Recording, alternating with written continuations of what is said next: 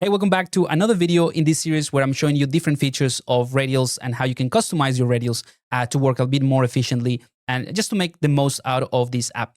So in this video, I'm going to show you how you can edit the sizing, spacing, the type of menu, the text menu, things like that, so that you can, again, customize your menus and your radial menus a bit further. So let's go ahead and jump straight into it. So I have a menu that I've already set up called My Tools in a previous video. So I'm going to click on that one and go to Edit Menu.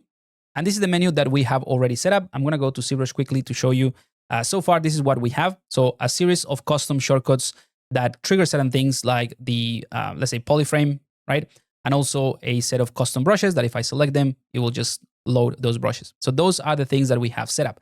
Now, I'm going to change it and make it a little bit more useful because this was just a simple, an example really of how you can set it up. So let's go in here and I'm going to remove these brushes here. There we go. And I'm going to start by showing you how you can resize and change the spacing of your radial menu. So again, going back to ZBrush, I haven't saved, so you still will see the brushes. But let's say that you don't want to see the text, right? The whole point of having these icons is so that visually is really quick and easy to pick the thing that you want. And it's kind of like a muscle memory. So maybe the text is getting in the way. And also, you might want to have something smaller or bigger size, just in terms of accessibility. It's important to have that option in there. So I want to show you that you can do that. So in the editor here, you can click on the size and then you can change how big this is going to be. So I'm going to exaggerate things. I'm going to keep this as 1.8 and click on save. So now I go into ZBrush, bring this in, and it's going to be pretty big. Again, it could be helpful depending on how you work. Personally, I prefer to have something more compact so I can just flick to the right-hand side and select something faster rather than doing these large movements. But again, it's totally up to you. I just want to show you that you can have that. And the cool thing is that you can do that per menu. So let's say you can have one like this, right? But then the other menu be a bit smaller and more compact. So it's totally up to you, right? Now let's go back again and go back to the edit menu here because this is definitely too big. I wanted to show you that the option is there. And I'm going to go for something a bit smaller. And I'm also going to make it a bit more compact. So I'm going to click on tight and the things are going to get closer together. So in this case, if you have something that is a long name for a brush, for example, if I add this Aspen Hickory Mix, the name is going to be pretty long. Now, this is just a preview. So I'm going to click on save anyway. You see it gets kind of like cropped here and you have the 3 dots. But when you load the actual menu, it's going to display the full name. So let's click on that one. Let's go here and let's trigger it. So the size is better and you see now the name is fully there. I wanted to show you actually some kind of like, not issue, but let's try something with a long brush name like this one. Let's drop it in there. So I think this one will show the effect that I want. So now you see that you have these long names and the name itself or the text, it kind of like goes behind the brush. But when you hover over, the text also goes on top of anything. So you can have something that is pretty long and it will be on top of whatever you have here. This is not the best example. I just want to try to make sure that I emphasize that. So I'm just going to add more text in here just to show you. So it's a pretty long name. There we go. So this is what I wanted to show you. So when you have something that is pretty long in terms of the name, this is a very rare case, but you might have it. The text is going to go on top of other brushes, right? So you won't see the icon as neatly. But when you hover over, again, then the icon itself and the text goes on top of everything else. So you just need to hover over and you see the full icon with the full text. Again, this is a very, very rare case that you have something like this, but I wanted to show you that is covered and also how you can change it, which is the whole point of what I'm trying to make. So let's go back into the edit menu and let's do a couple of changes before we actually save and go back into ZBrush. So what I can do is actually click the brush and I'm just going to make it rough chunks. That's a better name for this. So you see, this is a little bit better. Same thing with this. I will just call it Aspen. That's it. Now, going back to the customization of this whole thing is you have the ability to change the sizing, the spacing, the shape, which I'll come back here in a second. But you can also change the amount of slots that you have. So you can have up to 10. More than 10, I did a lot of testing and a lot of the design of how this works went into this specific kind of like feature. But I think 10 is the absolute maximum Otherwise, it just becomes too convoluted and it just distracts from the whole point of radials, which is keeping you in the flow. In fact, the default is 8 because that's what I prefer and what I would recommend to just use. And it's a nice sort of like symmetrical number in this case, but just wanted to show you, you can go up to 10 or you can reduce it to only 4 or 5. Is totally up to you. So let's go back to default of 8s. And the text slider here allows you to change the actual name. So this is one of the things I wanted to show you. There are a couple of reasons why you might want to change the size and make it bigger, and some of the reasons you want to make it smaller. I will make that case in just a second. But if you're setting up something with custom icons that are very, very distinctive, like in this case, you might want to change the mode from icons and name to only icons mode. So that basically removes the text. Let's go ahead and save that one. And I'll show you when you trigger it, it's going to be a lot cleaner. It's going to be very, very simple, and you know exactly what each icon does, right? That's the whole point of customizing the way that you want to with your icons that you recognize and all of that for your shortcuts, because you can simplify it and keep it super clean and work very, very efficiently like this. Now, in some cases, it's the opposite. You can have some brushes, for instance, that are very much the same in terms of the icon, which, by the way, you can change. You can update the icon of the brushes directly from radials without affecting the actual icon of the brush. But this is a case where the radial menu might be more efficient.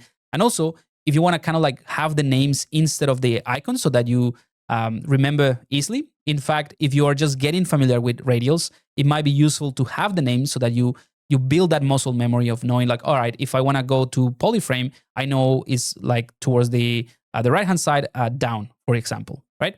So I'll show you how that works. Let's edit one more time. And what I'll do here is I'm going to change from the circle shape to the rectangular shape. So that basically kills the icons. And I don't have the option to change the icons, but I do have the option to change the shape of this rectangular piece.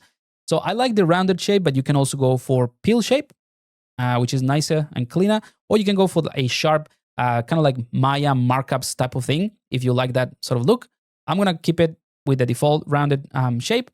And what this is telling you in terms of the colors is that the blue ones are using the bridge. So in other words, we are triggering the brush using the bridge plugin in ZBrush. So if I click on this one, you'll see it has that little thunder icon, which is in the settings. Let me just bring that in.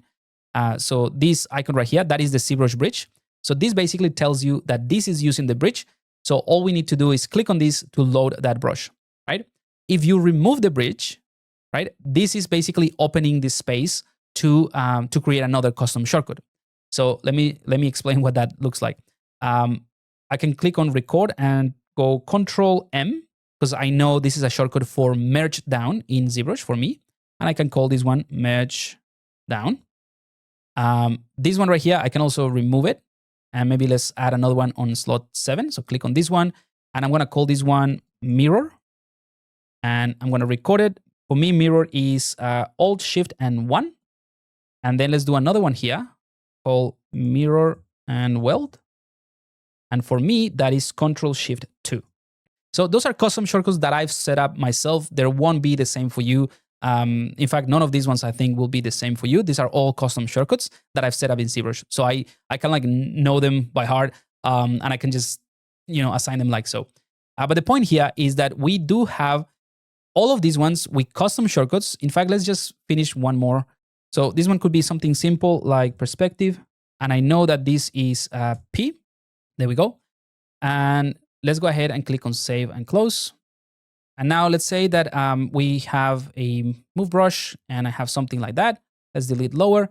And I want to mirror and weld this to the other side, right? I can bring in my custom set of menus that are just like text. And I can click on mirror and it just mirrors to the other side.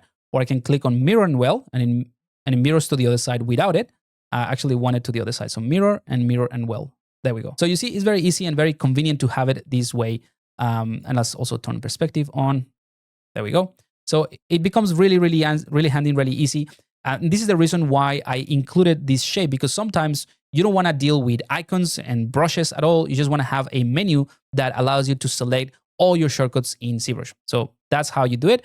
And if you want to, adjust this a little bit so that it's not as tight in this case, what we can do is go back to the editor. And we're going to maybe scale this up a little bit just to add a bit more spacing. And you can set it also to normal, like so. But the main thing that you can do is rearrange this. So you see, if I want to keep things tight, maybe this mirror and well should be under the mirror, right? Rather than occupying another space. So let's do that. I'm going to click on this one. I'll copy and paste this. So I'll copy this and delete this, right? I'm going to click on mirror. And in mirror, I'm going to add another one here. So I'm going to click on add. And let's save the name here. And this is all shift 2. Oh, sorry, record all shift 2. There we go. And that's it. So basically now when I hover over this mirror, I'm also going to have the option of mirror and well. So that frees up another space in here that we can save for something else. So this one could be floor, for example, and record shift P. And that is a smaller name or a shorter name that we can use. So save and go back in here. So now we can do something else without symmetry, just something random. And then I can bring in the mirror. And you see, I now have the mirror and well. So mirror it first and then mirror and well. There we go. All right. So that's basically why you have this in here. And you can have multiple ones. Again, you can have up to 3 child brushes or a child custom shortcuts in here. So you can have up to 40 shortcuts. Remember, because if we go back in here, edit menu, we can have up to 10 of these, and each one of these could have up to 3 more. So you have 10 here plus 3 on each. That is 40 in a single menu. And finally, just to wrap this up, you can just go ahead and change this to, let's say, pill, and maybe change the font size to be Korean New. There's just only a few options, but yeah, we're getting there. So there we go. So we have this. Let's go ahead and save and close. So now our custom radial menu has a couple of empty ones, but the rest works really well. And it has this, this is the only kind of like child slot that we have in here.